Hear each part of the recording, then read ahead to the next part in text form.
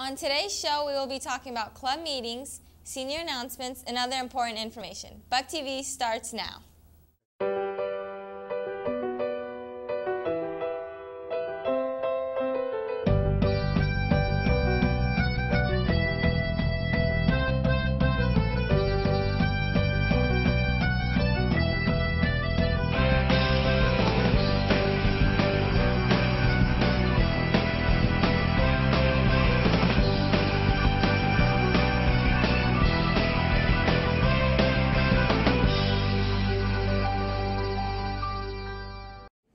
Good morning, Bucks. Today is February 21st, 2012. I'm Courtney. And I'm Jennifer. And this is Channel 8 News.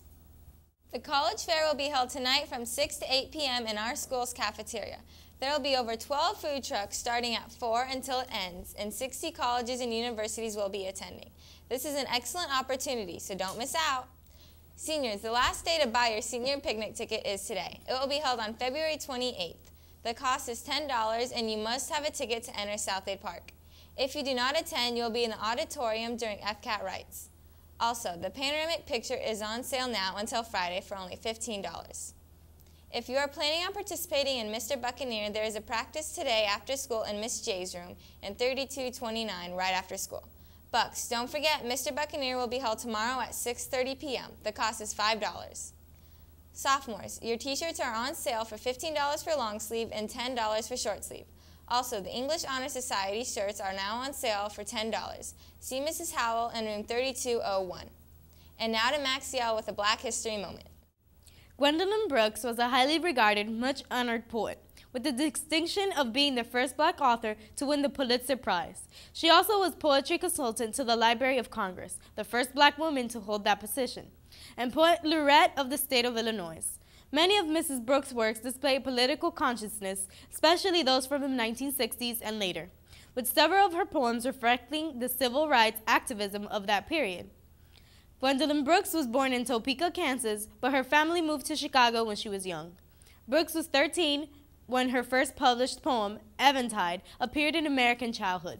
By the time she was 17, she was publishing poems frequently in the Chicago Defender, a newspaper serving Chicago's Black population. Her poems In a Street in Bronzeville and the Pulitzer Prize-winning Annie Allen were devoted to small, carefully celebrated terse portraits of the Black urban poor. Ms. Brooks has taught audiences that poetry is not some formal activity close to all but the most perceptive, but rather it is an art form within the reach and understanding of everybody, including the lowliest among us.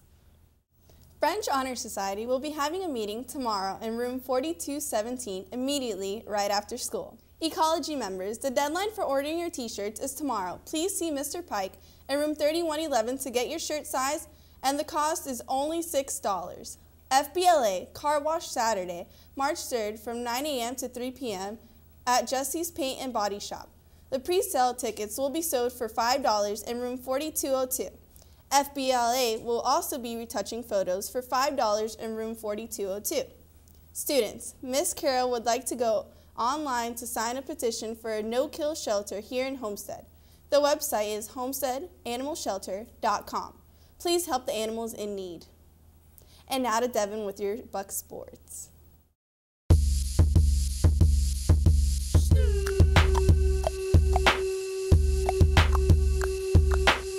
Good morning, Bucks. I'm Devin with your sports. Today, the tennis team plays against Southwest at 3 p.m., and our girls and boys track team has a meet against Palmetto and Coral Reef on our track starting at 3 o'clock. The baseball team plays against South Ridge at 7, and the JV softball team faces Hialeah Gardens today starting at 7. That's all for sports. Now back to the studio.